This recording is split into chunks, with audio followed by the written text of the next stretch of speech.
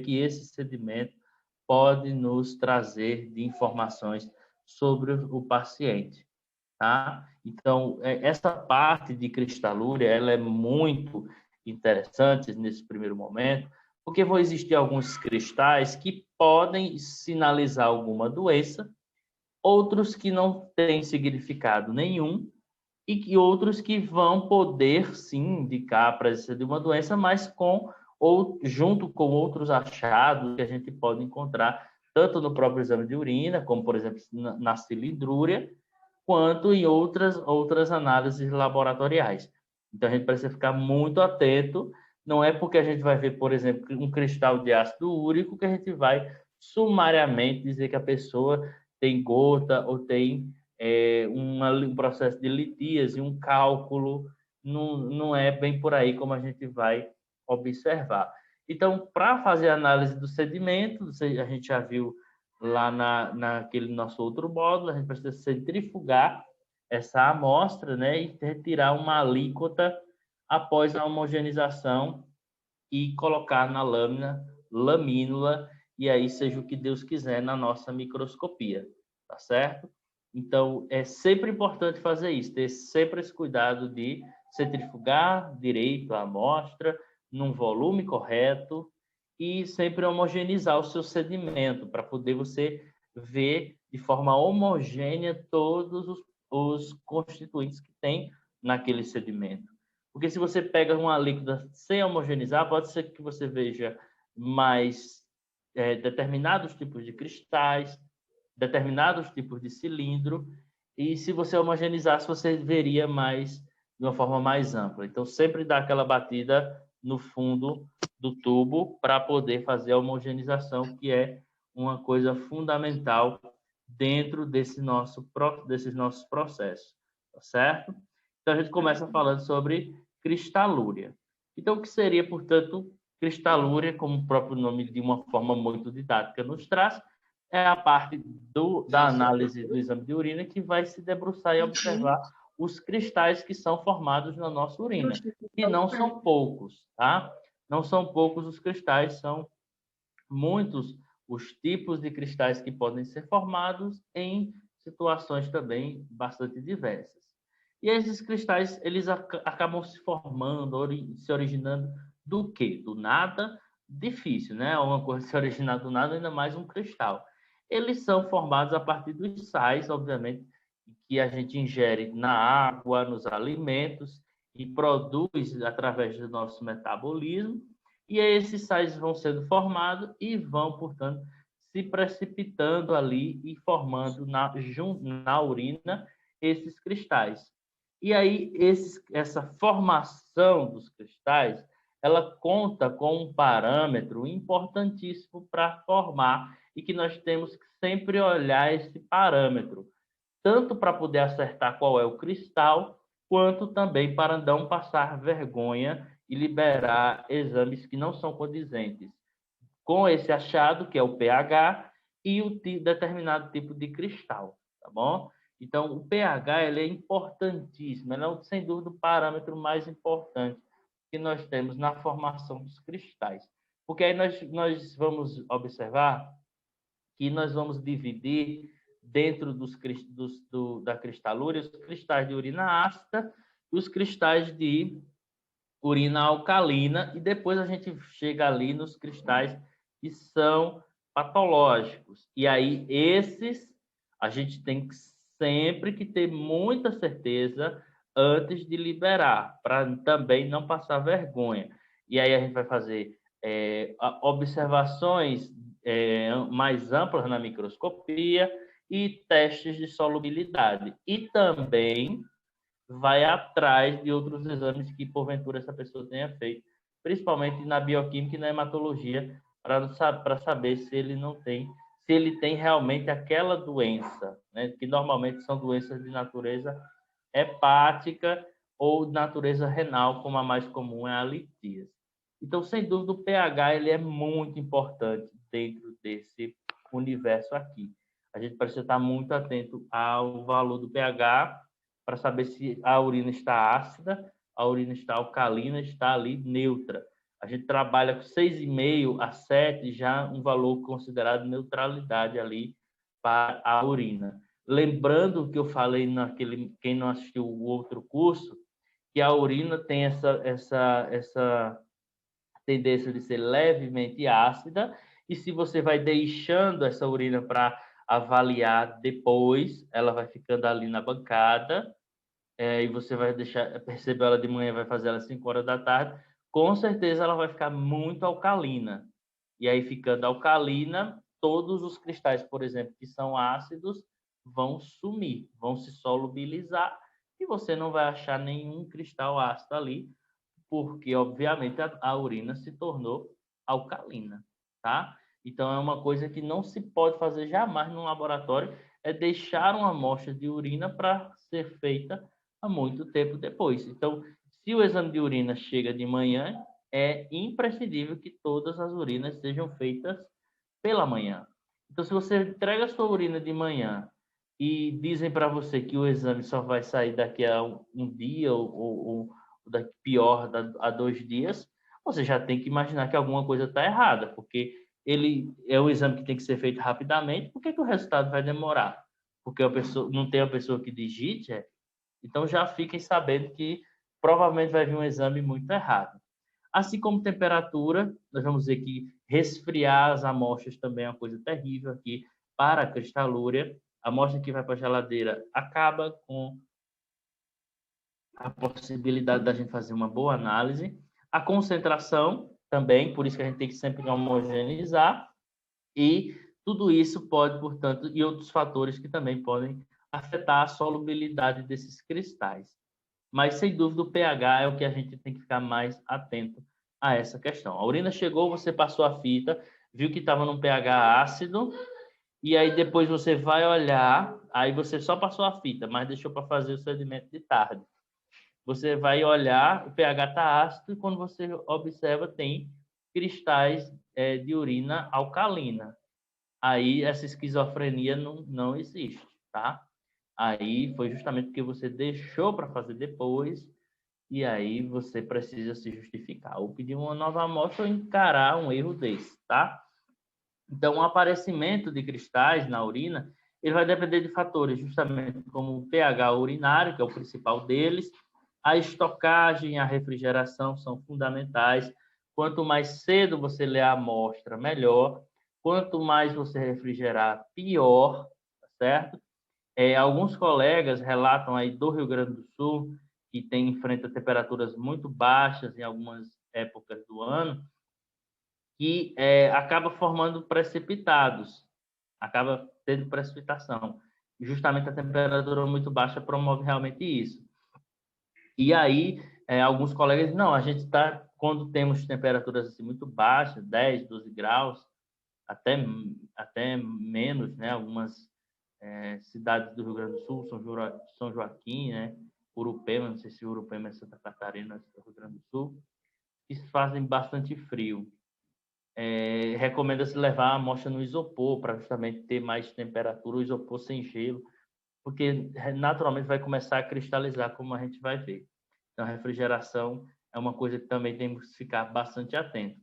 A concentração urinária, obviamente, quanto mais concentrada a urina tiver, mais cristais a gente vai encontrar, quanto mais diluída, menos cristais a gente vai também encontrar. Processos de retenção urinária, a própria dieta e o uso de medicamentos interferem bastante na identificação e no aparecimento de muitos cristais, tá certo? Principalmente medicação e principalmente vitamina C, tá? Vitamina C faz com que apareça e evidencie muitos cristais e na maioria das vezes não tem nem significado clínico, tá? Como um aluno essa semana me perguntou, era uma menina e tinha muito cristal de ácido úrico, muito mesmo. E a menina não tinha indicação de litíase, nada. Fez exames mais por rotina. E aí ela ficou desesperada, né? Era o primeiro emprego dela, ficou bastante desesperada. E aí me perguntou, e aí, ligue para a mãe e pergunte se ela toma alguma medicação. Não pergunto nem se é vitamina C. E ela disse, não, ela toma vitamina C faz 2 semanas. Aí, pronto. Então, peça à mãe para que fique pelo menos uns 2 dias sem vitamina C e que traga novamente a amostra, tá? Aí, fez as cristais, aquela cristalúria de ácido úrico foi embora. Então, a cristalúria é um achado muito frequente, tanto em pessoas normais, como também em portadores de processo de litíase, obstrução renal. É o famoso cálculo, e quem já teve sabe o quanto dói bastante.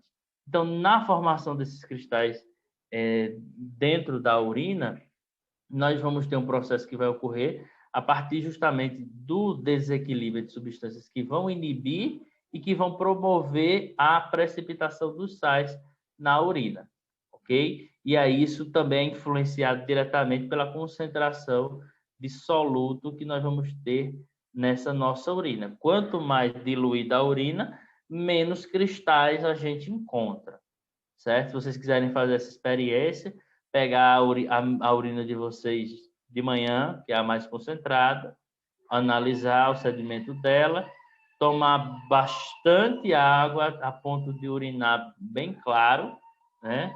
E fazer a sedimentoscopia dessa urina mais clara, você vai ver que muda drasticamente a concentração de cristais, por causa da concentração de soluto. Assim como também o pH, se você pegar essa mesma urina, fizer a centrifugação dela, tirar o sedimento ela fresca, tirar 20 microlitros, colocar na lâmina, ler e mapear todos os cristais que você encontrou nessa urina, por exemplo, estando ácida, deixa o restante da amostra lá, 6 horas da tarde, centrifuga e vai olhar. Você não vai mais encontrar os cristais que você tinha anteriormente, porque a urina que era ácida alcalinizou, com certeza, está um pH 8, 9 e aqueles cristais foram todos embora. Então, o pH também, assim como a concentração de soluto, influencia bastante nesse processo e o volume do filtrado que vai passar, portanto, nos túbulos, certo? A gente encontra essa cristalúria bem diferente em pacientes que têm doenças onde há uma excreção muito grande do filtrado, como é o caso de diabetes tipo 1, diabetes insípido, e pessoas que urinam têm a formação de filtrado muito baixa, como é o caso do paciente doente renal. Não sei se vocês já viram a urina da pessoa que tem doença renal. Parece assim óleo, só que combustível, gasolina. Me lembra muito gasolina. É um nível de concentração assim descritível. E aí, obviamente, que ali tende a ter muito mais cristais, porque a quantidade de soluto é muito baixa, portanto, o filtrado que foi formado é uma quantidade muito pequena. Então, quais são os principais sais que vão trabalhar para essa formação de cristais? Tá certo? Então, para a gente ter cristais, a gente tem que ter sais, tá bom? É sempre essa dinâmica. Os sais é que se conjugam e formam os cristais. Então, cálcio, oxalato, uratos, fosfatos, todos eles que são produtos, por exemplo, do nosso metabolismo ou do catabolismo de substâncias no nosso corpo, ou seja, quebras no nosso organismo, vão ser os principais promotores de cristais ali no nosso organismo. Por exemplo, o próprio ácido úrico. Por que é muito difícil a gente não encontrar ali um ou outro ácido úrico, e às vezes a gente, em situações específicas, a gente vai ver, a gente encontra muito ácido úrico. Porque o ácido úrico é um produto do catabolismo de nossas células. Todas as células que morrem, elas têm DNA. E ao ter DNA, certo? Ao ter DNA, elas vão precisar metabolizar as purinas. E o metabolismo das purinas termina na formação do ácido úrico. E aí excede, às vezes, e forma os cristais. Então, esses precipitados vão aparecer aí, portanto, na urina, na forma de cristais, ou às vezes na forma de um material mais amorfo, ou seja, como se fosse um tecido fibroso, sem aquela birefringência, esse nome é bastante complicado, sem aquele brilho na luz da microscopia e na luz polarizada, e, portanto, aparece assim, sem brilho, opaco, por isso a gente chama de amorfo. É possível também que cristais apareçam assim. Nem sempre eles vão aparecer geometricamente perfeitos, brilhando mais do que tudo na vida. Às vezes eles aparecem assim, opacos, bem difíceis de pensar que ali seja um cristal, mas é um cristal, certo? E aí, em amostras de urinas, como já disse a vocês, que são deixadas em ambiente, no cantinho ali para ler depois, tá certo? Ou então que são refrigeradas, nós podemos encontrar muitos cristais devido, ou o sumiço desses cristais de um determinado tipo, devido justamente a variações de pH e temperatura. Tanto deixar ali ou botar na refrigeração pode fazer com que sumam determinados cristais e apareçam outros, já que o pH agora mudou e a temperatura também. Então, urina é uma coisa que tem que ser feita imediatamente, tá certo? É uma coisa que tem que ser dada preferência aí. Obviamente, você só não vai fazer uma coisa dessa, é uma situação, um exame de urgência, por exemplo, um coagulograma para uma pessoa que vai fazer a cirurgia. Aí você, não vou fazer porque eu só vou fazer depois de fazer as urinas. Não é isso que eu estou dizendo. Estou dizendo numa questão de uma rotina normal, por exemplo, se você centrifugou as suas amostras de bioquímica, elas estão lá no tubo, se você tem a sua hematologia preservada no anticoagulante, sua sorologia também centrifugada, o correto é você começar, se você for um plantonista só, ou seja, para fazer tudo, começar a fazer essa avaliação da urina, tá bom? Se for um serviço grande, um hospital mais complexo, uma coisa, você assume a uroanálise como um setor na maioria das vezes, certo? E fica ali justamente fazendo tudo. Eu me lembro que eu não tinha tanta essa concepção e que no Hospital das Clínicas, na época que eu passei a uroanálise, os colegas sempre não saíam para nada. Eu achava muito estranho, porque à medida que ia chegando as amostras, eles faziam rápido. E eu achava que eles eram muito fominhas. Até que eles fizeram justamente isso. Fizeram para mim uma leitura da amostra fresca, deixaram ela ali, aí no final do dia a gente foi ler, e aí eu tive uma grande lição, né, com uma pessoa que me ensinou muito uroanálise, né, a dona Margarida, e que já se aposentou, e aí eu vi que realmente tinha toda a diferença nessa questão da mudança do pH e da refrigeração das amostras, e passei a ter esse cuidado. Então, principalmente nas amostras que são refrigeradas, certo? A única amostra de urina que a gente trabalha em refrigeração são as amostras para fazer análise de 24 horas, né? Para fazer creatinina, proteinúria. Aí, obviamente, esse paciente tem que refrigerar essa urina para nos trazer após as 24 horas, mas não sendo nem aceitável que ele refrigere, pior ainda nós refrigerarmos para ler depois, tá certo? Então, a refrigeração ela precipita muito, tanto os cristais, mas ela precipita também os próprios sais, a ponto de ficar bastante visível essa precipitação, ok? E aí isso fica tão intenso que o sedimento, quando você até tenta fazer a lâmina, mas quando você faz, tá assim, abarrotado de cristal, um sobre o outro, abarrotado de sais, e você já não consegue ver as estruturas ali do sedimento.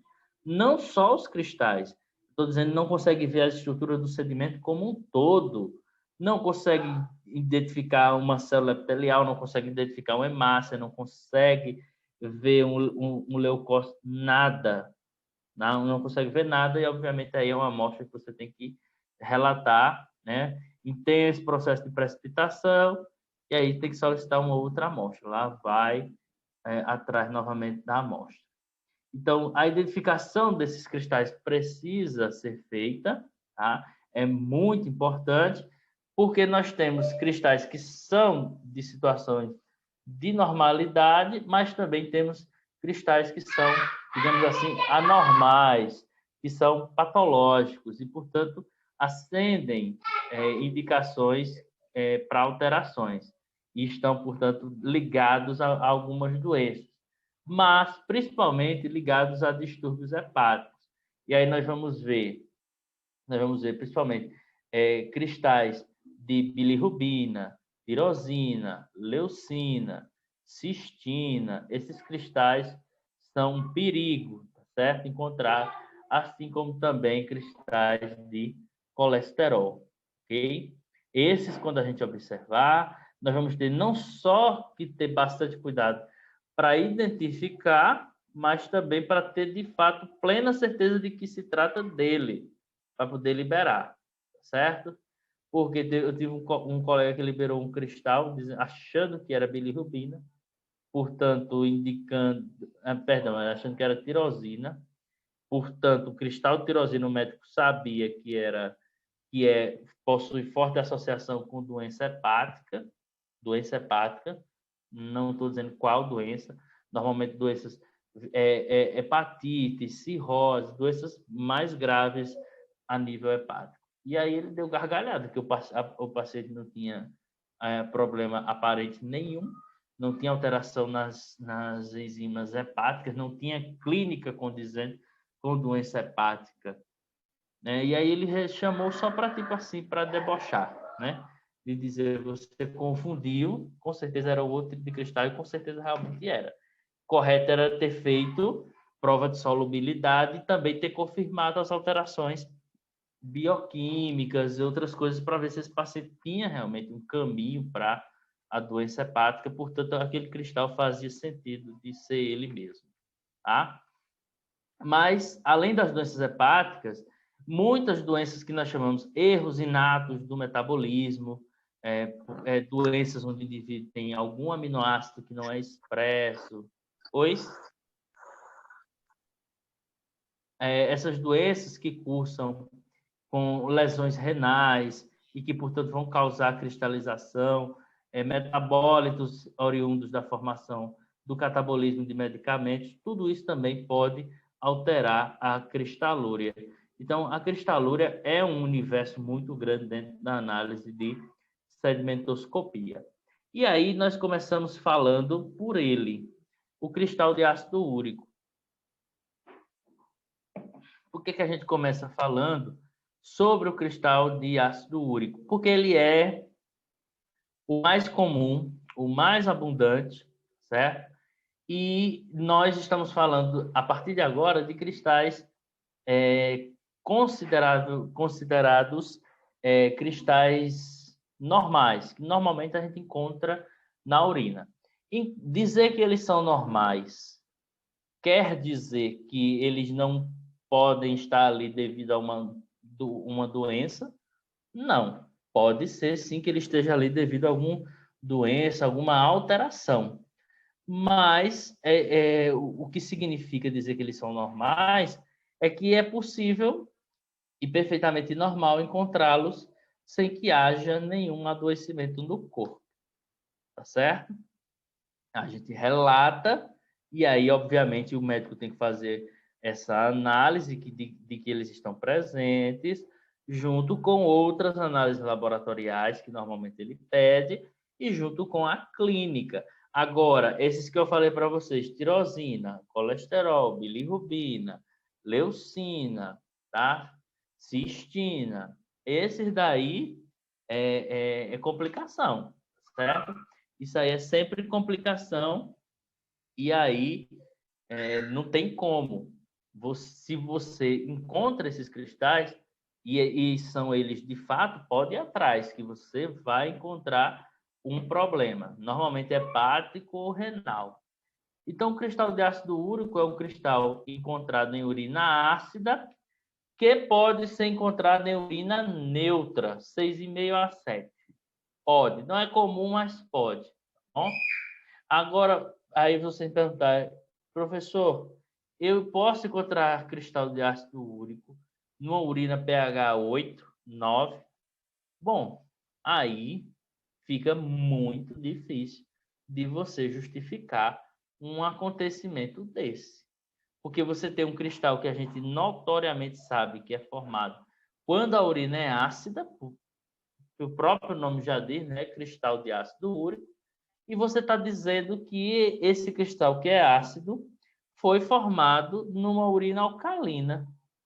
Então, com certeza, tem algum erro aí, provavelmente na fase pré-analítica. Ou refrigeraram essa amostra, ou você deixou para ler ela muito depois, tá? Uma coisa não está batendo, a sua fita não está legal, mas o que é comum, o que se espera encontrar do cristal de ácido úrico é num pH ácido a neutro, tá bom? Lembrando que 6,5 a 7 a gente já considera neutro na urina. Esses cristais, eles têm várias formas, mas não são poucas, são várias, tá?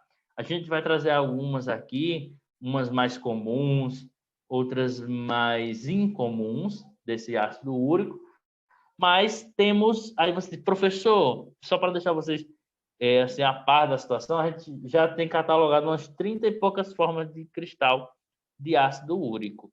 Assim, aí só de ácido úrico eu tenho que decorar 30 e poucas formas? Não. Tá? Você vai tentar aprender as principais e observar parâmetros que são comuns a todas as formas. Por exemplo, a cor desse cristal. E outra coisa importante é a birrefringência desses cristais na luz polarizada e no teste de solubilidade dele, tá? Porque isso vocês nunca mais esqueçam, porque eu já vi trocentas mil provas. Eles perguntam, por exemplo, aqui eu só penso que eu estou em Pernambuco ainda.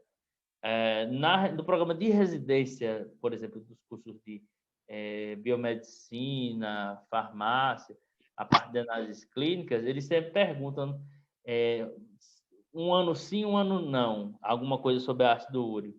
E eles sempre botam no meio das alternativas. É o cristal que é capaz de gerar várias cores na luz polarizada, todas as cores na luz polarizada.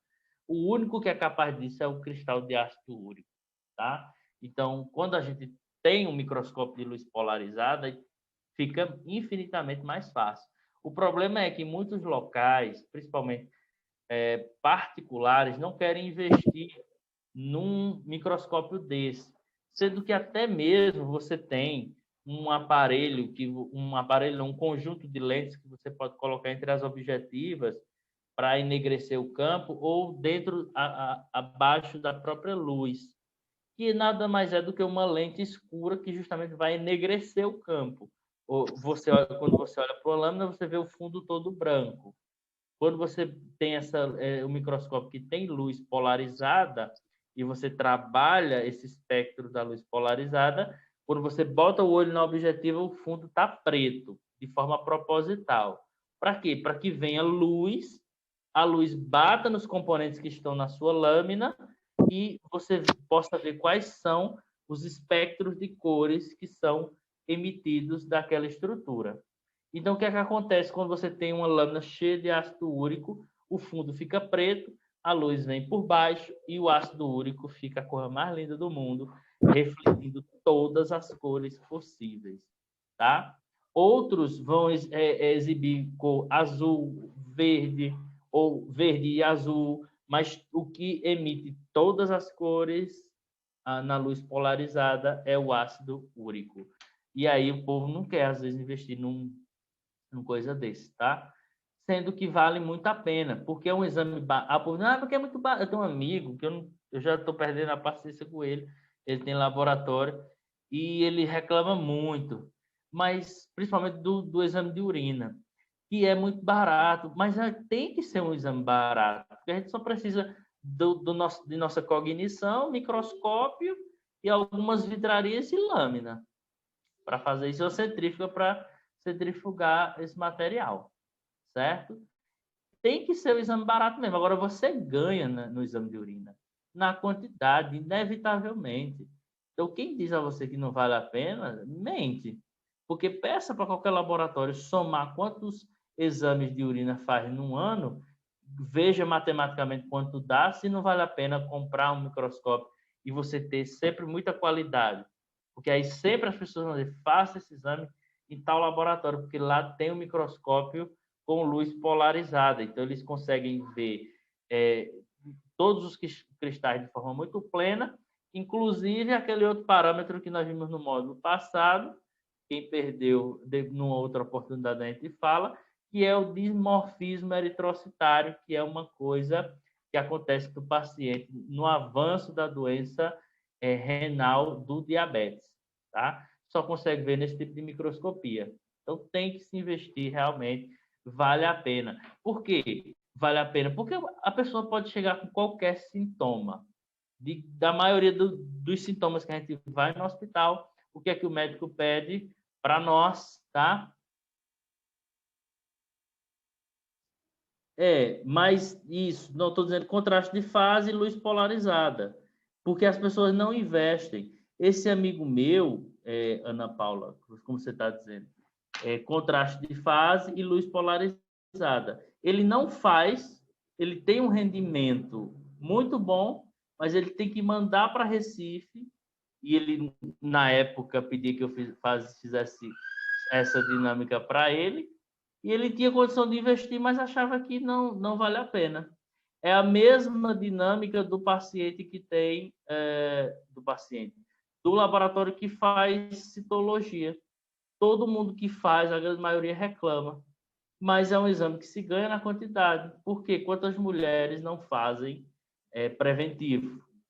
Muitas, muitas. Então, a gente também tem que desmistificar algumas coisas de que algumas coisas no laboratório não vale a pena porque são simples. Na maioria das vezes, são esses simples que mantêm os laboratórios, tá? Não entendi como identificar na mão. Carolina perguntou como identificar na mão. Como assim na mão? O depósito dos cálculos na mão, como se fosse gota. É isso, Carolina?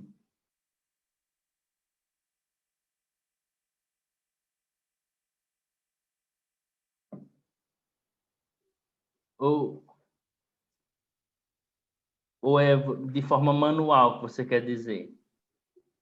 Professor, é tipo Oi. assim, você pegar um cálculo que ele não é tão, ele é pequeno, mas que você consegue visualizar o tamanho dele assim, e ele brilha, e ele é duro, bem assim, compacto. A gente consegue identificar que é de ácido úrico ou não? Só através do exame mesmo, para Se identificação, para você classificação. pegar o cálculo, é isso que você está dizendo? Isso, porque eu tô com problema de cálculo renal também. Eu Você expeli diz um assim, em outubro. você está querendo dizer, o paciente expeliu o cálculo, é isso? Isso, isso. Aí você consegue Você vai visualizar. triturar, você vai triturar o cálculo e colocar um pouco de água, fazer como criar um sedimento no cálculo, né? Porque você não tem como Aham. olhar ele porque ele está duro, tá duro. Então você vai pegar um cadinho e aquela cerâmica e macerar, colocar água pouca, tá? Para ficar o sedimento e corre, pega também 20 microlitros, bota na lâmina. Só que aí, quando daqui a pouco nós vamos ver que se você está com cálculo, normalmente esses cálculos não são, as calculoses normalmente elas não são refratárias oriundas de ácido úrico.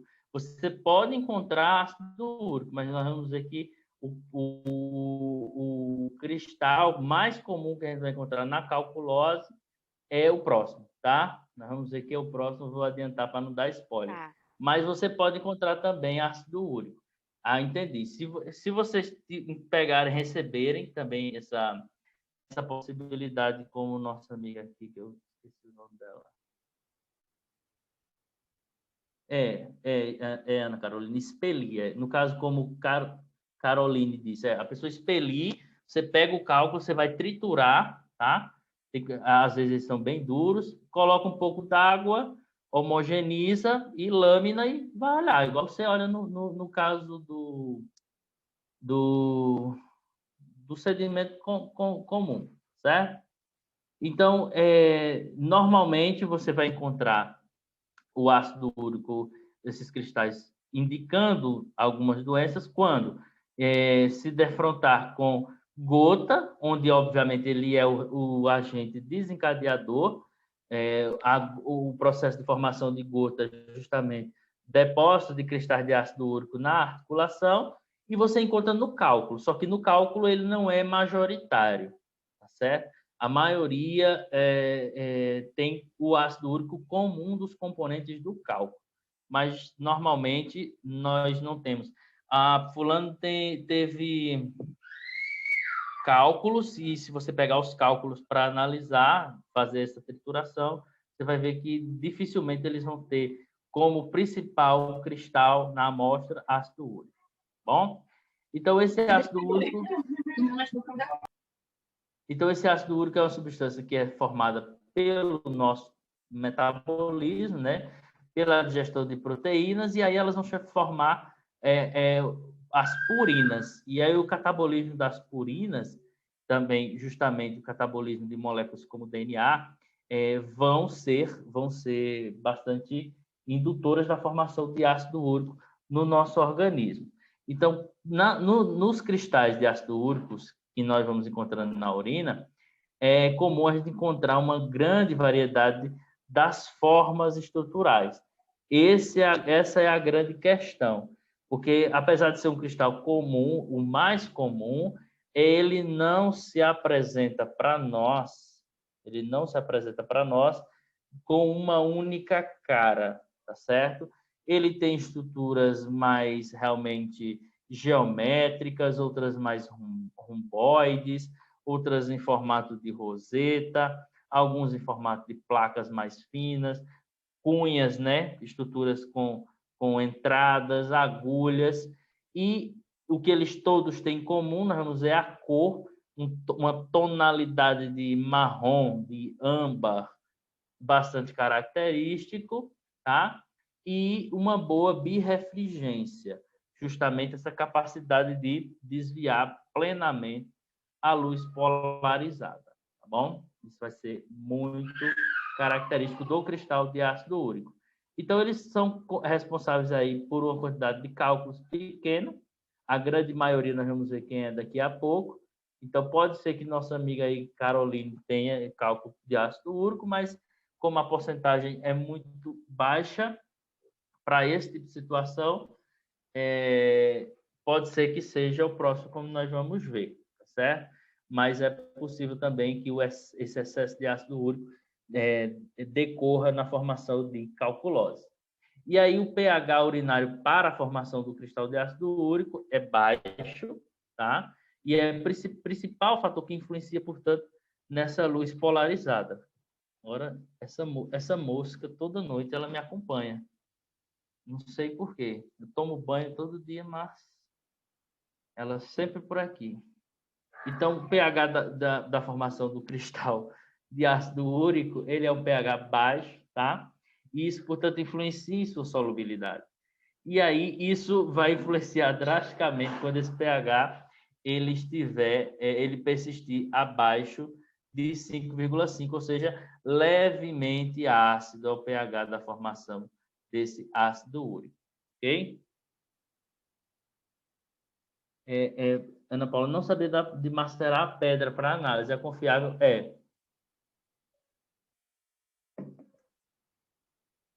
Dosado em automação, utilizando kit próprio para isso. Você pode fazer por automação, realmente os lugares fazem. Essa maceração que eu estou dizendo para você, não é para você simplesmente dar o diagnóstico por causa disso. Você vai fazer uma confirmação dos cálculos, tá? Até porque a pessoa que já expeliu um cálculo, ela já fez exame bioquímico, né? Até porque ela não já deve estar mais nem aguentando. O que normalmente eles pedem para a gente fazer essa maceração, e como a própria professora Thelma Lemos fala, que é da UFRN, é para só realmente fazer essa confirmação, ver quais são realmente, depois que você macerou, quais são os cristais que você encontra, as proporções que você tem ali. Porque se for realmente de ácido úrico, né, você tem um tipo de tratamento. Se for oxalato de cálcio, você já tem outra vertente de terapêutica. Então, é para fazer essa confirmação. Depois, obviamente, que você faz outros testes. mas você pode sim fazer essa maceração e você vai ter o mesmo material, o mesmo padrão de análise para observar na sedimentoscopia. Porque um cálculo nada mais é do que aquela mesma porção que você pega no fundo do tubo, tá? Só que agora ali ela está, obviamente, extremamente calcificada, está extremamente ressecada, sem soluto. E aí é por isso que ela endureceu. E aí você precisa, portanto, macerar.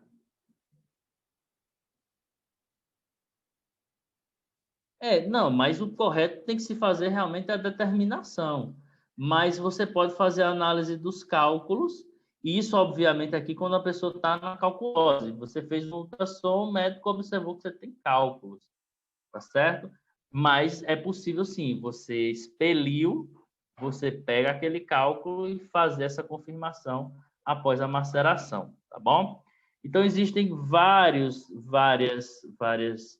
variações de prevalência de cálculo de ácido úrico em diversas populações, tá certo? Populações com dieta muito proteica tendem a ter mais problemas com o ácido úrico, tá bom? Aqui no Brasil nós não temos um padrão, nós não estamos nos países com dieta mais proteica do mundo, não. Tem outros países, tá bom? Então, a causa exata dessa diversidade global vai variar justamente na prevalência de nefrolitíase decorrente do ácido úrico. Então, isso faz com que... novamente ela, certo? Deixa eu ver aqui, temos uma pergunta. A vantagem do Zoom tem como liberar... Você vai liberar como um sedimento normal, entendeu? Aí você vai ver daqui a pouco, mas vai liberar o sedimento. Encontrei cristais de ácido úrico, raros, alguns ou muitos. Tá? Você vai liberar como a ABNT manda. Tem a ABNT de 2005 para o exame de urina, né? Ela que recomenda. Inclusive, ela vai passar por uma revisão, vocês fiquem atentos. A ABNT diz que está preparando uma revisão para o exame de urina, e aí vamos ver o que é que vai mudar, se vai mudar muita coisa ou não, certo? Aí você libera, como nós vamos ver daqui a pouco, do mesmo jeito, como você libera um sedimento normal. Então, essa diversidade aí da prevalência de nefrolitíase causada, ou seja, dano na função nefrótica em decorrência do acúmulo do ácido úrico no nosso corpo, ela ainda não foi completamente elucidada, né? E aí ainda existe, portanto, uma forte associação direta com a gota. Então, normalmente, os indivíduos que tendem a apresentar bastante ácido úrico, com o desenvolvimento de nefrolitíase, de fato, também cursam com gota, tá certo? É muito pouco provável encontrar nefrolitíase com ácido úrico em um paciente que não tem gota. Pelo menos até agora não é tão comum de se observar. Então, realmente, a gota tem sido a gênese desse problema da nefrolitíase ligada ao ácido úrico, tá bom? Obviamente, porque é o ácido úrico que leva também a gota. Então, esses cristais de ácido úrico também podem ser encontrados em outras manifestações, principalmente algumas delas de natureza hematológica. Por quê? Porque quando nós vamos ter o aumento da produção ou da destruição celular, nós tendemos a perder proteína, material genético e, portanto, ofertar mais purinas para o catabolismo. Ofertando mais purinas para o catabolismo, como acontece, por exemplo, em algumas situações, em algumas leucemias, em algumas anemias severas, pós-quimioterapia, tá? A gente acaba ofertando mais purinas e tendemos a ter um aumento do catabolismo. Não sei se vocês lembram lá da hematologia, daquela condição que é a síndrome de lise tumoral, que é após o processo de quimioterapia, você tem uma destruição muito grande das células do tumor e, portanto, elas têm DNA, libera essas purinas. Um dos principais marcadores que está muito elevado é justamente o ácido úrico. Então, ele pode estar tanto elevado sericamente, quanto na formação de cristal. Então, é comum nessas condições de aumento da atividade celular, no catabolismo após a quimioterapias, encontrarmos elevações tanto séricas quanto já na constituição de cristal desse ácido úrico, tá bom? Então, aqui esse ácido úrico, ele apresenta para nós, ele pode apresentar algumas colorações um pouco mais diferentes, mas esse balãozinho aqui, né, essa estrutura, é o mais comum da gente encontrar, de uma forma bem geométrica, e nessa cor bem amarronzada, âmbar, né? Alguns chamam de âmbar, eu não sei a origem do termo âmbar, mas eu prefiro chamar mais de marrom. Essa aqui é a forma mais comum que a gente encontra. Às vezes ele se sobrepõe, como vocês podem ver aqui, fica parecendo que é uma estrutura só, e esses outros não estão, por exemplo, tão geométricos, porém, nós podemos observar que eles estão se encaminhando para adquirir essa conformação. Então, quando nós vamos vendo essa coloração aqui, é uma coloração artificial, né? Algumas pessoas coram com alguns corantes, outras preferem observar, digamos assim, fresco mesmo, certo? Quando se coloca algumas colorações, ele tende a reagir com algumas e ficar mais verde. Então, aí você pensa, se eu tenho essa possibilidade aqui, que é a mais comum, aí com que certeza eu posso ter que aqui também é cristal de ácido úrico, se aqui já não está tão geométrico, já está um pouco mais arredondado, etc. e tal. Você começa a olhar os demais, o padrão, você começa a olhar o padrão. E aí você começa a ver que outras têm esse padrão geométrico do cristal de ácido úrico.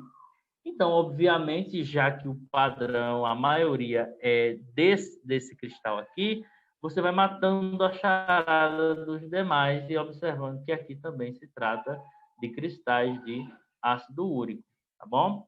Então, eles têm essa cor bastante acastanhada, marrom, né? Que é o que predomina nesses cristais, ok?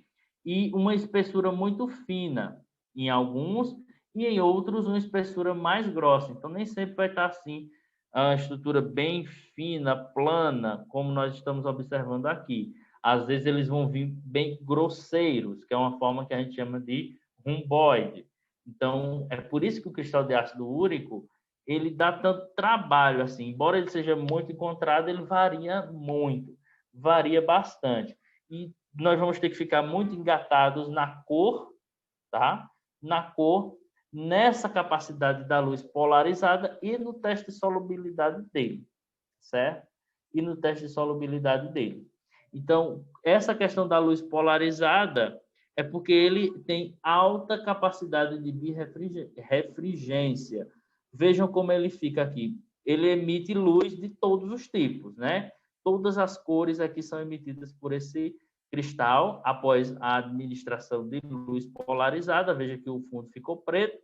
Então, coloquei um fundo preto, joguei a luz em cima e aí ele brilhou bastante, é porque é um cristal de ácido úrico, certo? É um dos parâmetros, além da cor bastante acastanhada, mas se você quiser tirar, digamos assim, essa prova, você pega normalmente um tubo que a gente utiliza para fazer o processo de hemólise, né? Convencional, que a gente tem no laboratório, pega a mesma quantidade que a gente colocaria na lama, 20 microlitros, homogeneizado, porque se você não homogeniza, pode ser que esse cristal esteja lá embaixo e você pegue da parte mais de cima. Sempre que for trabalhar com a amostra de sedimento, seja para fazer, por exemplo, um teste de solubilidade, ou para já colocar na lâmina e analisar, homogeniza, toda hora homogeniza, certo? Então, essa professora também, como ela diz, homogeneizar sedimento é igual seta quando a gente vai entrar. Sempre tem que dar seta, tá bom? É uma coisa que não dá para esquecer, essa homogeneização. E aí, trabalha essa homogeneização com 40 microlitros de uma solução alcalina de média concentração, ok? Aí a literatura não especifica qual é essa média concentração. A professora Thelma trabalha aí com 50%, né? Então ela conseguiu essa padronização. E aí você pode preparar e deixar ali, você bota o nome de solução alcalina. Ah, professor, e essa solução alcalina eu fiz com o quê? Com uma substância que seja alcalina, né? Bicarbonato, uma coisa que você tenha, que você saiba que é alcalino e que você tenha um medidor de pH para confirmar que ela ficou, portanto, alcalina, tá bom? E que você possa tirar 40 microlitros dela e misturar com 20 microlitros do sedimento. Agita, tá? Para homogeneizar, fazer com que essa solução alcalina se misture de fato com esse sedimento, e aí retira novamente 20 microlitros, que é o que a gente precisa para poder trabalhar uma lâmina. Ela usa solução alcalina, né? Eu vejo o pessoal utilizando, eu nunca perguntei a ela qual ela usa, né? Mas todo o pessoal, por exemplo, no Hospital das Clínicas usa uma solução à base de bicarbonato, certo? Que é barato, acessível, eu creio que ela deve usar também, tá certo? Mas é uma solução alcalina, sempre que eu vejo ela falando, a que ela usa especificamente, mas bicarbonato, sem dúvida, é uma coisa mais fácil da gente acessar. Bicarbonato é muito barato. Tanto o bicarbonato de laboratório mesmo, quanto esses que a gente consegue, é sempre uma coisa muito barata, um sal baratíssimo que você dilui e você encontra tranquilamente. Aí se recomenda só fazer porções pequenas, né, para que esse reagente não fique velho. E porque também você não precisa estar toda hora. Você fazer 1 litro aí é complicado, né? Faz porções menores para não perder e não fica. Que reagente, por melhor que seja, quanto mais tempo ele fica na prateleira, pior ele vai ficando, certo? E aí agita e vai fazer essa leitura aí na lâmina ou na câmara de Neubauer, seja lá onde você for ler, leva de novo para o microscópio. E no microscópio, se você for olhar novamente, seja na lâmina, com lamínula ou no Neubauer novamente, o que é que você espera? Essa solução alcalina, ela solubiliza o ácido úrico. Então, você estava vendo um monte de cristal que você não tinha certeza se era ácido úrico. Você fez o teste de solubilidade, voltou para o microscópio e agora você não vê, após a adição de solução alcalina, nenhum cristal mais. Então, o que é que você acaba inferindo disso? Que os cristais eram de ácido úrico, já que eles não estão mais aparecendo nessa solução alcalina, porque a solução alcalina solubiliza esses cristais e eles, portanto, desaparecem. Tá bom?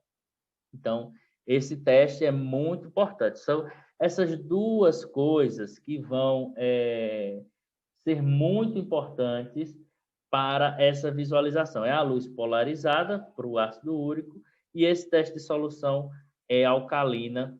Tiram qualquer dúvida que você tenha ali, está batendo cabeça, será se é questão de ácido úrico, será se não é, certo? Então, fazendo esses testes, você acaba acessando essas informações. Algumas medicações podem deixar a urina um pouco mais esverdeada também, e esses cristais, às vezes, a gente confundir, perceber eles com esse formato clássico, aí você fica tipo assim, aqui é corante, né? Esse verde aqui é corante. Mas, às vezes, ele fica um verde um pouco mais claro, mas vocês... Ele está verde, mas ele tem um formato de ácido úrico, até clássico, mas ele está verde, é alguma medicação, tá certo? Aí, para você tirar essa dúvida, joga luz polarizada se você tiver. Se você não tiver, faz o teste de solubilidade para conseguir acessar essa informação. Vejam aqui, nós temos várias formas diferentes desses cristais de ácido úrico, mas aqui é a forma que a gente chama de rhomboide, ele fica assim boloso, né? Não tem nem outro nome para dizer, fica extremamente boloso, mas sempre todos eles, aqui em formato de cruz, isso aqui é uma forma bem aberrante, né? Parece que está nascendo um caco, mas todos eles sempre muito bem acastanhados, todos eles sempre muito bem acastanhados, e aí já já geraria em nós essa dúvida. Eles tendem a aparecer também, às vezes, num formato como se fosse um parafuso, às vezes como um halter, mas sempre com essa coloração acastanhada.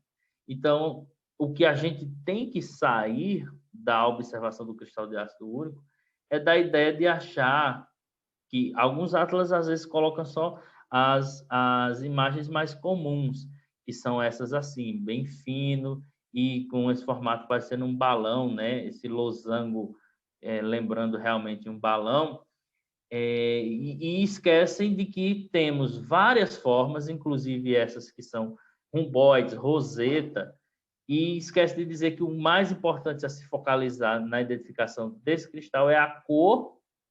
E se você quiser tirar a dúvida, é fazer solubilidade, solução alcalina e fazer o teste de birrefringência, onde ela é altíssima no cristal de ácido úrico, é o que tem maior birrefringência. Aqui, ó, parece um parafuso, né? Fica uma forma até interessante de se olhar. Aqui ele ficou parecendo um coração, mas também bastante marrom, bastante fino, ok?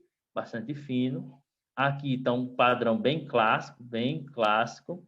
Aqui ele já está tendo uma espécie de internalização da própria cristalização.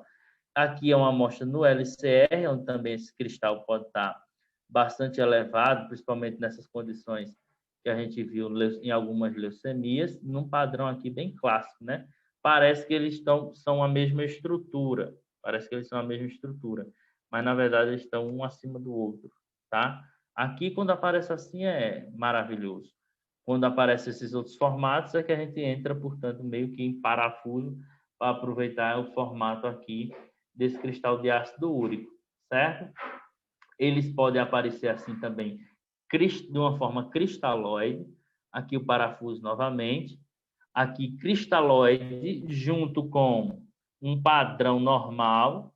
Então, sempre quando você encontra esses padrões assim, vá atrás de tentar ver o padrão normal. Então, se a predominância aqui, ó, é de estruturas parecendo um balão, como é o normal, fino, do ácido úrico, esses outros mais cristalizados são também, aproveitando que são marrons, com certeza também são cristais de ácido úrico, tá certo? Só se você ficar na dúvida, você vai lá e faz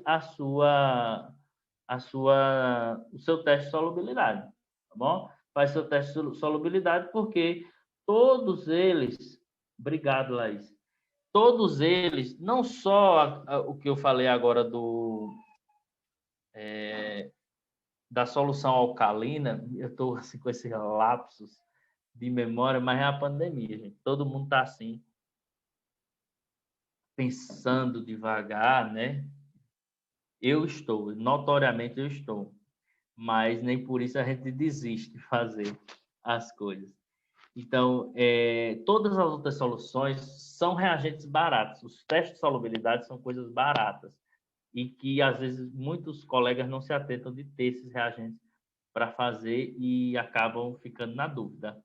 Às vezes, eles aparecem assim em formato de bastão, tá? Parece um bastão de beisebol, né? Bem fino. E se você observar, vamos olhar de perto, eu até me aproximo, marrom, tá? Então dá para ver que é acastanhado. Esse é acastanhado. Veja, esse tem esse formato bem diferente do que nós tínhamos visto até então agora, né? Mas ele é um cristal de ácido úrico, com esse formato de bastão e aqui bem cristalóide. Esse daqui que a gente está vendo, tá? Esse aqui que a gente está vendo é uma estrutura que parece muito com esses, né? Só que esse aqui não é um cristal de ácido úrico, porque, veja, ele é claro, tá? Então, isso aqui é oxalato de cálcio, que, por ironia do destino, se cristalizou muito parecidamente com cristal de ácido úrico. Então, veja, se você olhar, você vê que as pontas são brancas, ele não tem esse tom acastanhado. Aqui, ó, esse aqui, o tom acastanhado dá levemente um tom meio dourado nessa distância que nós estamos para esse cristal. Por isso que eu disse a vocês, a cor também é muito importante. Não tenham também pressa, porque muitos do pessoal, às vezes, se apavora, até consegue juntar as informações suficientes para dizer qual é o cristal, porém, bate o olho e acha que sempre vai ser uma coisa assim. Olhei o cristal, já sei o que é. Se eu não sei, já não vou mais conseguir descobrir o que é. Não é assim. Tem que ter muita paciência com cristalúria e com cilindrúria, tá bom? Ainda mais, com cristalúria ainda mais. Os cilindros, vocês vão ver que eles tendem a ser assim, mais característicos. Aqui ele na forma de roseta é possível. Aqui botaram uma coloração, né? Botaram uma coloração nele. Eu não acho interessante, porque, como vocês podem ver, a coloração facilita para alguns, para mim, já não, a lâmina já fica muita informação. Aqui já dá para ver melhor, né? Parece uma rosa vista assim de cima, um girassol, não sei, uma flor. E aí, mais uma vez, dá para observar que é um formato completamente diferente, mas que é acastanhado. Se você viu todos assim, aí você diz, não é o padrão normal. Não é um padrão normal, mas tem uma forte chance de ser ácido úrico, porque tem essa cor castanha. Vou tascar aqui essa solução alcalina para ver se eles somem. José Carlos perguntou, esses testes de solubilidade tem um tempo para ser usado depois de feito, tipo validade? Não. Normalmente, como é uma coisa que você mesmo faz, tá? Normalmente, o ideal é que você faça soluções para um mês, tá? Por isso que se recomenda que se faça pouquinho, faça sempre muito pouco, para assim, você usar e ter sempre fresco. Então, o melhor a se fazer é igual corante de hematologia. É sempre bom você ter o equivalente para usar no mês, para ficar sempre bem fresquinho, ok? E aí, os cristais de ácido úrico, eles podem apresentar uma morfologia, tá? Muito similar com cristais de cistina. Aí, o bicho pega, tá? Porque olhar para esse cristal aqui, você vai dizer, fino, esse aqui tem um leve tom acastanhado, esses também estão bem finos, meio losangulares, parecendo um balão, cristal de ácido úrico, tá? Aí você vai dizer, mas também o cristal de cistina é fino, também assim não é tão castanho, meio claro, tá mais para cistina. Eu vou liberar como cristal de cistina, só que aí liberar cristal de ácido úrico, a maioria das vezes eles não têm significado. Agora, cristal de cistina, doença séria, certo? Então, esses cristais, eles são fortes indicadores de doença renal grave. Aí tu vai liberar um cristal que é indicativo de doença grave, na dúvida, não vai. Então, tu vai fazer os testes de luz polarizada e de solubilidade. Se são, para dificultar ainda mais, Graziela. São pH ácido, para dificultar ainda mais. Se sumir os cristais depois, por exemplo, do teste de solubilidade, era ácido úrico mesmo. Era ácido úrico, não era cistina. Se continuar, é cistina. Se você colocar na luz polarizada e refletir todas as cores, é ácido úrico. Se refletir azul, verde ou azul e verde, tom de alaranjado, aí é justamente cistina, que ela não consegue ter a birrefringência que o ácido úrico tem, tá certo?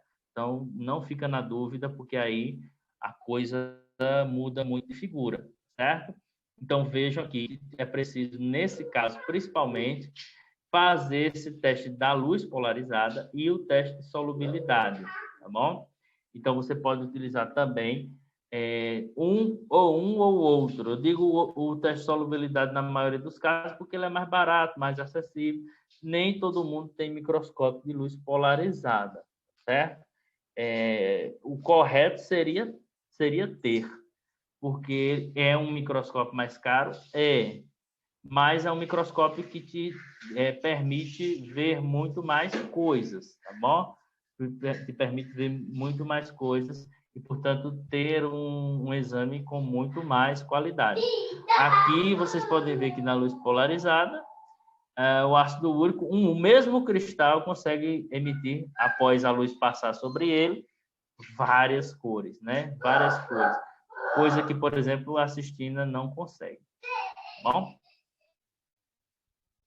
Aqui ele, mais uma vez, a gente consegue ver em campo claro, marrom, bem fino, e depois da luz polarizada fica parecendo uma pintura, assim, meio que surreal, de tanto que brilha, né? De tantas cores que consegue emitir. Então, essa é uma característica muito importante desse cristal.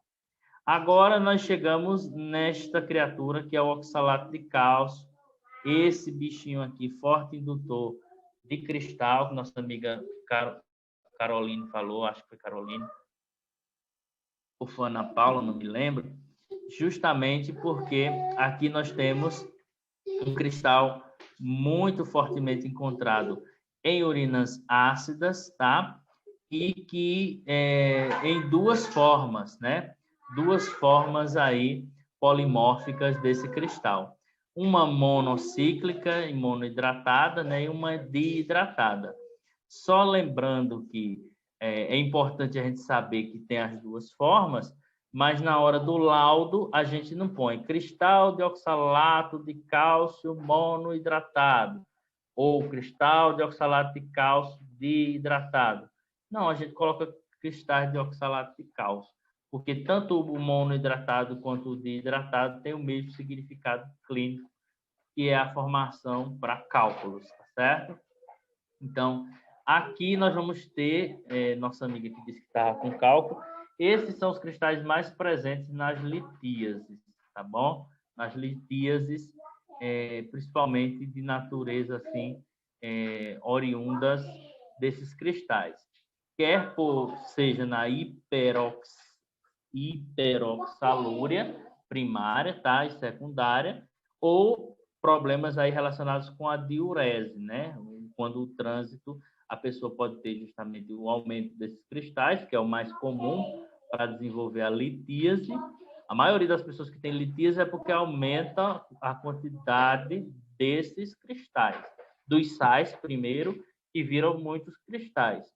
Mas tem uma menor proporção de gente que acaba, portanto, diminuindo o trânsito urinário, tá? E aí, diminuindo o trânsito, acaba expelindo menos sais na urina, e aí os sais se acumulam. Quando eles se acumulam no trato urinário, tendem a formar cristais, tá? E são formas mais estáveis, por isso que a preferência deles é formar esses cristais. Então, junto com o cálcio, oxalacetato, tá? Eles se misturam e vão formar esse cristal, sendo, portanto, um forte mineral na formação de cálculo renal mais frequente. Na maioria dos cálculos, cerca de 75% do material mineral de um cálculo é oxalato de cálcio, tá bom? É o principal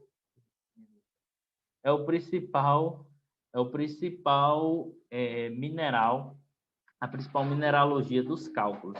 Então, a maioria das pessoas sempre me perguntava justamente isso, né? Eu tenho ácido úrico, eu acho que eu estou desenvolvendo problema de cálculo renal. Pode ser sim, é uma porcentagem menor, mas pode ser. Mas é mais preocupante quando você tem um aumento de oxalato de cálcio, tá bom? Aí fica mais preocupante. Isso acontece em alguns tipos de alimentação, alguns medicamentos que contribuem para a formação desses cristais. E aí, tem algumas pessoas que geneticamente são mais susceptíveis, né? Quando, por exemplo, conseguem ingerir não só muito ácido ascórbico para a formação de oxalato de cálcio, mas algumas medicações, algumas alimentações que tenham também concentrações de vitamina C mais elevada, quando compiladas com produtos proteicos, né? Aí mistura esse excesso de vitamina C com um excesso de proteína é o casamento perfeito para formar oxalato de cálcio. Então, pessoas que já têm essa tendência devem evitar essas combinações de muito ácido ascórbico com produtos proteicos no mesmo momento, certo? No mesmo momento, para não digerir isso tudo de uma vez e tender a formar esses cristais. Então, aqui nós podemos ver ele na sua forma mais comum e mais bonita, que é a forma de hidratada. Bruna perguntou, professor, eu uso whey protein. Pode causar nefrolitíase? Não, vai causar nefrite, tá? Vai causar nefrite, porque é mais comum causar nefrite. Porque não dá nem tempo de formar cristais, porque a quantidade de proteína que tem nesses, como é que chama? Suplementos, tá vendo como estou devagar? A quantidade de proteína é sempre maior do que o limiar renal consegue suportar através de repelir ali na membrana basal. Então, você sempre sobrecarrega, tá? O rim por essa quantidade. Então, é mais provável que surja nefrite do que nefrolitíase, tá? Porque primeiro vai destruir mais realmente a membrana basal glomerular, e isso já tem, está bem documentado, pessoas que têm doença renal por suplementações. Porque essa questão do suplemento, ela é bastante interessante. O próprio nome já diz, né? É um suplemento. Suplementações, normalmente a gente trabalha na medicina para pacientes que precisam de algo a mais, que precisam justamente suplementar. Então, se você toma suplemento e continua consumindo carne, queijos, outras coisas, é óbvio que você extrapola o seu excedente proteico. Se tem alguém aqui da nutrição, sabe que as proteínas são um componente minoritário numa dieta convencional normal. A gente tem cerca de 55% de carboidrato, 30 e pouco por cento do lipídio e a proteína ali em cerca de 15%, dependendo, pode oscilar esses valores dependendo da necessidade do indivíduo. Mas o correto é termos essa hierarquia: carboidrato, gordura e proteína. E aí o indivíduo, quando toma suplementação, ele inverte normalmente isso, né? Fica proteína, e fica muita proteína no corpo, tá? Então, a chance de ter dano renal é muito grande. Porque, inevitavelmente, não tem como o corpo absorver aquela proteína toda. Então, ele vai forçar o rim para poder o rim excretar aquelas proteínas, né? E a gente sabe que proteína é muito grande, não é para passar, é para ser reabsorvido. Mas a quantidade é tão grande que vai danificar a membrana basal e vai passar. Ok? Então, tem que ter bastante cuidado com as suplementações. Não quer dizer, então quer dizer que todo mundo que toma whey vai ter doença. Não. O correto é, tipo assim, você acha que você quer ganhar massa muscular e, portanto, não consome proteínas na quantidade que deveria, ou não consome proteínas de alto valor biológico, realmente nesses suplementos você encontra proteína de alto valor biológico, com aminoácidos muito importantes para, por exemplo, ganhar massa.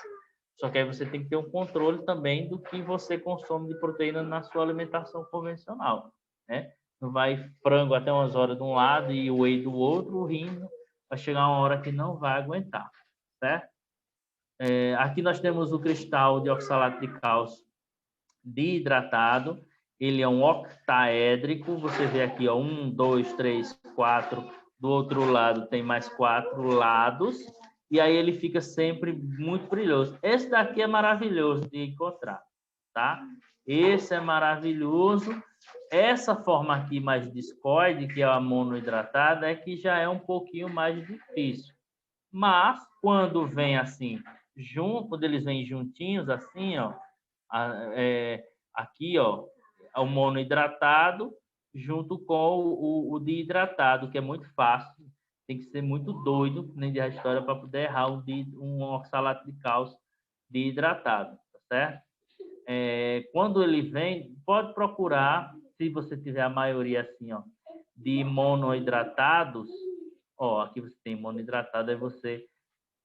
muita gente tende a dizer, acho que é um hemácia, mas ele é muito grande para ser um hemácia, certo? Né? Hemácia na urina, a gente sempre vê numa proporção menor, quem está trabalhando, quem faz os exames, concorda comigo que hemácia é menor. E aí você sempre fazer aquela coisa. Vamos olhar para o padrão, ó, aqui provavelmente são estruturas, são hemácias, menorzinhas, tá? Aí vamos olhar para o padrão. Opa, tem um aqui, ó, um cristal de hidratado, outro de hidratado. Então, esse aqui mais arredondado é o monohidratado. Tem diferença de você encontrar um? Não. O significado clínico é o mesmo, é litíase renal, doença renal, tá certo? Seu rim está precisando de bastante cuidado, porque está formando cálculo ali. Tenha só cuidado. Você libera, portanto, cristais de oxalato de cálcio. Daqui a pouco nós vamos ver, você vai dizer se tem muito, mais ou menos, ou se tem pouco, tá bom? E aí você faz essa contagem seguindo a BNT. Aqui você tem um monte, ó, um monte da forma monohidratada, todos mais arredondados. Não é plenamente arredondado, é meio elíptico e às vezes eles tendem a se juntar, certo? Se você procurar aqui, você acaba encontrando uma estrutura de hidratado.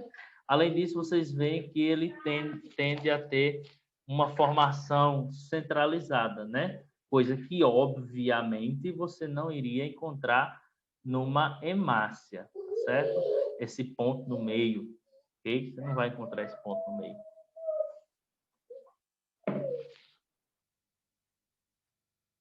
Aqui.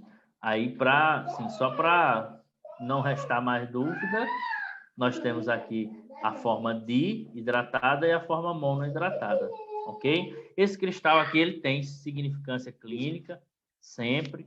É muito importante visualizar e relatar ele, porque é uma criatura indutora, portanto, de litíase renal. Então, é possível, naquele paciente que chega na urgência com muita dor de litíase e se pede um sumário de urina, você vai fazer a sedimentoscopia, você encontrar esses cristais aqui já sendo liberados, ok?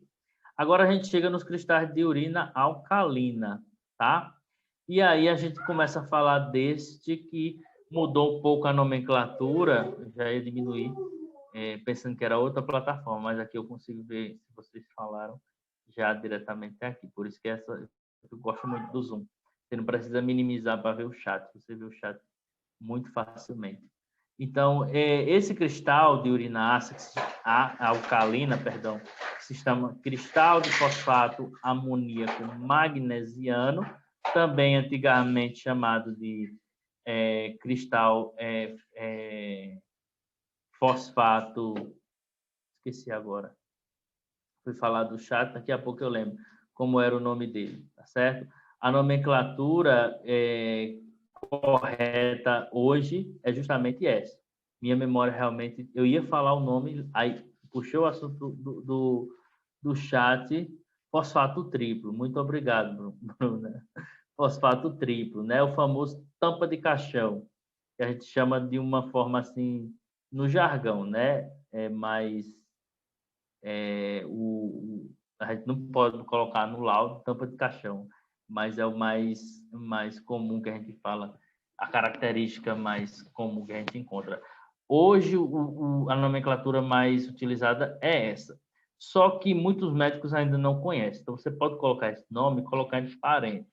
Porque não é porque os médicos conhecem que a gente vai ficar no atraso, né? Utilizando o nome que dentro da profissão, o laboratório já não mais comenta com essa nomenclatura. Você vai colocando entre parênteses para perceber que mudou de nome e chega um tempo que, obviamente, você já vai poder, a classe médica já vai estar habituada com essa mudança. Então, esses cristais, eles são esses cristais fosfato triplo, né? Ou também amoníaco magnesiano, são estruturalmente vistos na forma de prisma e muitas vezes lembram justamente a tampa de caixão ou tampa de ataúde, né? Como algumas pessoas também chamam, porque por ser bem geométrico, como nós vamos observar, muito característico na maioria das vezes, ok? Mas também encontrado na forma de trapezoide, alguns prismas mais alongados, né? No formato de pena e outras formas que vão variar um pouco, tá bom?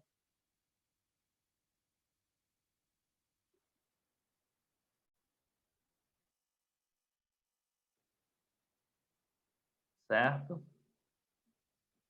Bastante cuidado realmente com as proteínas, o excesso de proteína.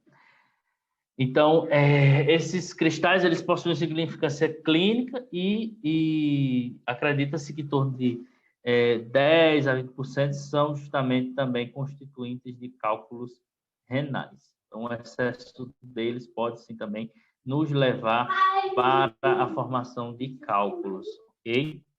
Então, esse cristal atualmente é chamado de amoníaco magnesiano e era aqui, ó, o fosfato triplo, né? É, e agora, ou também estruvita, cristal de estruvita, era alguns, essa dona Margarida chamava muito de cristal de estruvita, mas ela sempre dizia, mas o nome correto é cristal. Na época nem era ainda fosfato amônio magnésio, era fosfato triplo, ela sempre me dizia. Já mudou de nome bastante vezes, ok? Então, ele leva esse nome ao mais correto, porque quando a gente dizia fosfato triplo, a gente sabe que tinha fosfato, amônio e magnésio. Só que, obviamente, quando você diz fosfato triplo, parece que tem três constituições de fosfato. Fosfato de um tipo, do outro tipo e do terceiro. E aqui não, agora quando você diz fosfato amoníaco magnesiano, você sabe que tem esses três componentes. Então, é um cristal comum em pH alcalino, tá? E neutro também, de neutro para alcalino, e são solúveis em ácido acético, óbvio, né? Porque eles são de pH alcalino, se eu botar ácido, eles se dissolvem, tá certo? É o oposto do que nós vimos nos cristais de urina ácida. Os cristais de urina ácida, se você coloca substâncias alcalinas, eles se solubilizam. Aqui, como eles são de urina alcalina, se você coloca substâncias ácidas, como ácido acético, eles vão se solubilizar, tá bom? Temos essa coisa diferente. O Antônio disse aqui que estruvita é muito utilizado na medicina veterinária. Eu não sabia, tá? Eu não sabia. É muito, muito interessante essa interface da medicina veterinária, análises clínicas na medicina veterinária. Né? Tem um colega que é veterinário, mas que trabalha na parte de análises clínicas veterinárias. E algumas coisas realmente muito parecidas, outras mudam bem drasticamente.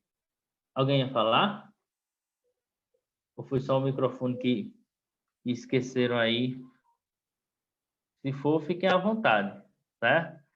Então, esses cristais, eles também estão associados a processos de infecção urinária, tá? Principalmente causado por bactérias que têm a capacidade de produzir urease, principalmente proteus mirabilis. A gente coloca aqui pseudomonas, essas outras, Staphylococcus epidermidis, Conebactério, mas é muito, muito, muito mais, com quase que 100% das infecções bacterianas, tá? No trato urinário, que cursam com o aparecimento de fosfato amoníaco, magnésio, é decorrente da formação de proteus mirabilis. Então, quando você olha para essas criaturas aqui e vê elas assim, parecendo realmente a tampa de um caixão, coisa que não é nem legal de estar pronunciando tampa de caixão numa época dessa, né? Esses cristais estão repletos dessa formação, principalmente por proteus mirabilis, certo? Por quê? Porque essas bactérias levam à produção de urease, que leva ao desencadeamento nessa mudança da formação do pH urinário, levando ali a urina para esse pH alcalino, fazendo com que agora você saia da tendência normal da urina, que é ser levemente ácida, e agora se torne neutra para alcalina. E aí, quando ela fica neutra para alcalina, o fosfato, a amônio e o magnésio se juntam e formam as tampas de caixão, né? Formam esses cristais. Então, é muito comum... Então, é muito comum... Desculpa aí, eu fui só... Aí, fechou. Pronto. Então, é muito comum encontrar ele nessa forma. Quando encontra assim, é maravilhoso, tá certo? E aí, se esse paciente também, você vai liberar ele, o médico vai ver se ele tem uma clínica condizente com o aparecimento de uma infecção no trato urinário. Mas, às vezes, eles aparecem assim também, meio cristalinos, tá? Como se fossem estrelas. Então, é uma característica bem comum e, normalmente, eles tendem a duas pontas maiores do que as demais. Aqui, ó, fica duas pontas pequenas, duas pontas maiores. É uma característica muito comum no momento que ele está cristalizado. Aqui, ele está no seu formato normal, convencional. Aqui ele está cristalizado, mas também é muito tranquilo de identificar esse cristal aqui, mesmo quando ele está nesse formato pouco menos convencional, digamos assim, ok?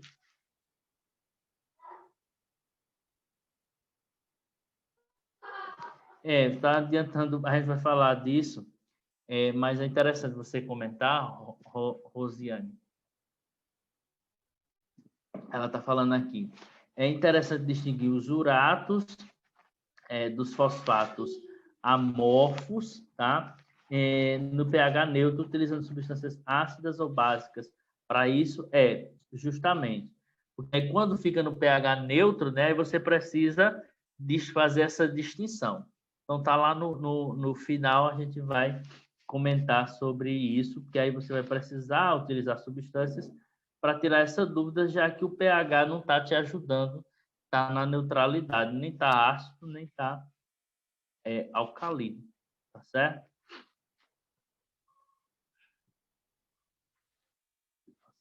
Aqui mais uma vez eles de forma muito clássica, tá? No formato de tampa de caixão.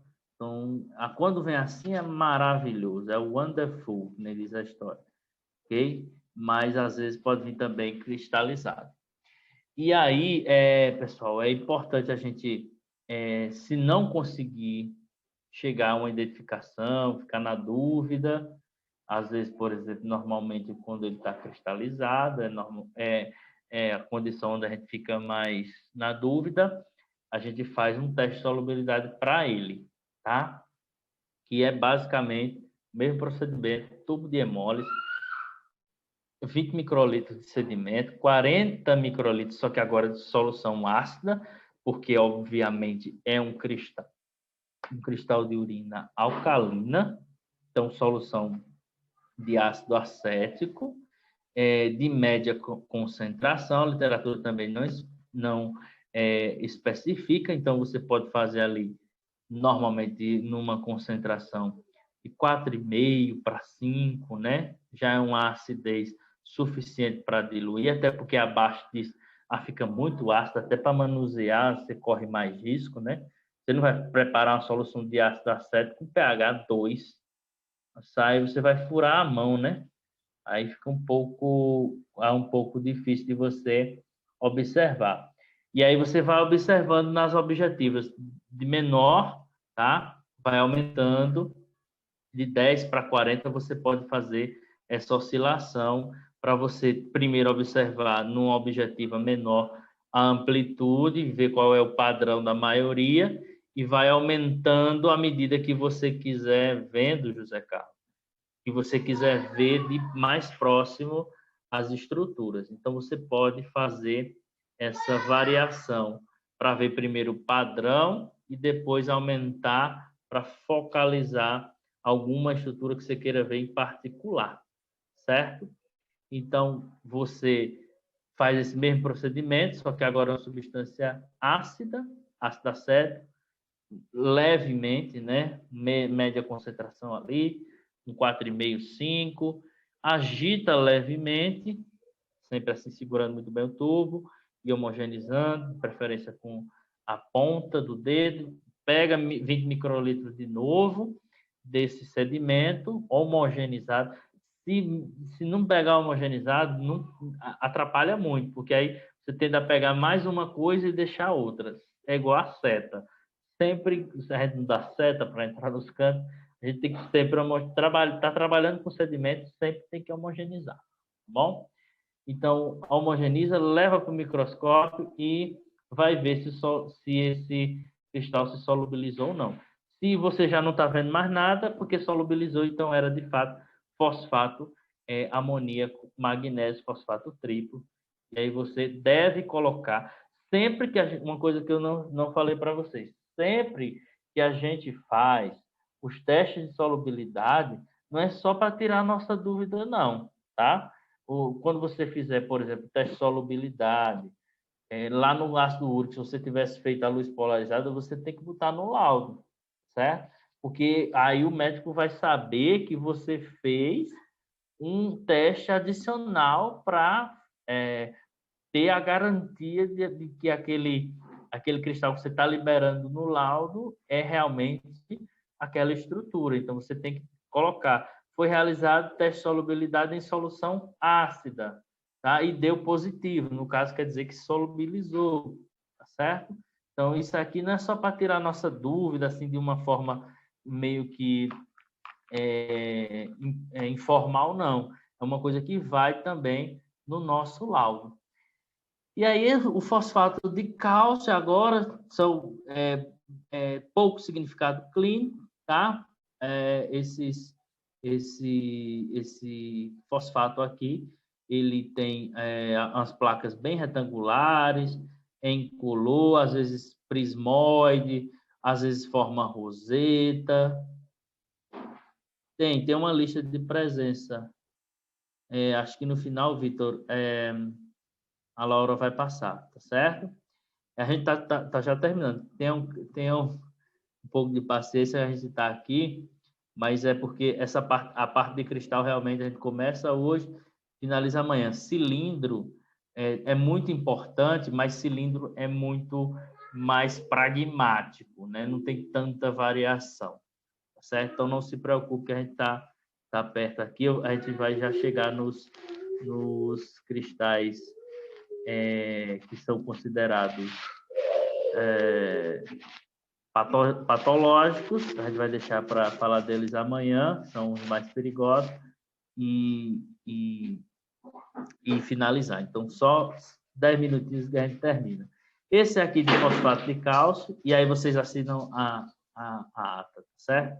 Eles aparecem em urina alcalina ou neutra e são solúveis também em ácido acético ali, 40% a 50% é o que se deve fazer, tá bom? Porque é uma acidez já suficiente, também pouco perigosa, né? Um ácido a 40%, 50%, tá tranquilo. Se cai, até mesmo cair na sua mão, não vai ter tanto prejuízo, não. Então, veja que o cristal de fosfato de cálcio, esqueci de separar aqui, ele apresenta-se no formato de placa, então, às vezes fica parecendo como se fosse bactéria, né? Algumas pessoas já me mandaram achando que era bactéria, achando que era célula epitelial fantasma, sem o núcleo, mas é cristal de fosfato de cálcio. É um cristal de urina alcalina, tá certo? Eles vêm assim, aqui normalmente é o mais comum da gente encontrar. Posso sim, mando sim para vocês, tá certo? Sem problema. O cristal de fosfato de cálcio, o cristal de fosfato de cálcio aqui, bem estrelado, só não vale confundir ele com cristal de tirosina, que nós vamos ver amanhã, é um cristal patológico com significado terrível, que é a doença hepática, certo? Uma hepatite viral muito fulminante, uma cirrose, uma coisa dessa natureza, tá bom? E eles são, assim, cristalóides, ficam com esse formato ouriçado, como a gente chama, mas se vocês observarem, as pontas são bem quadradas e eles são bem claros, eles não são escuros como o cristal de tirosina. O cristal de tirosina é bem escuro, certo? Quando comparado com esse daqui, que fica bastante claro. Aí por que não dá para confundir? Porque isso aqui não tem muito significado clínico. E o de tirosina, pelo contrário, tem muitos significados clínicos, tá bom? Aqui eles já estão corados, né? Só para a gente ver. Parecem espículas, né? E lembram também um pouco aqueles formatos de halteres do ácido úrico. E aí você poderia... parece um parafuso do ácido úrico. Esse aqui, ó, tem uma ponta mais grossa e a estrutura mais fina parece um parafuso. Esse parece mais um halter. Será que é ácido úrico? Não sei. Faz prova de solubilidade. Bota a substância ácida e primeiro vê qual é o pH da tua urina. Se a tua urina é alcalina, teria como ser cristal de ácido úrico? Já não teria, né? Já seria bastante aberrante você ter um cristal ácido numa urina alcalina. Seria bastante difícil de justificar até para você mesmo esse tipo de situação, tá?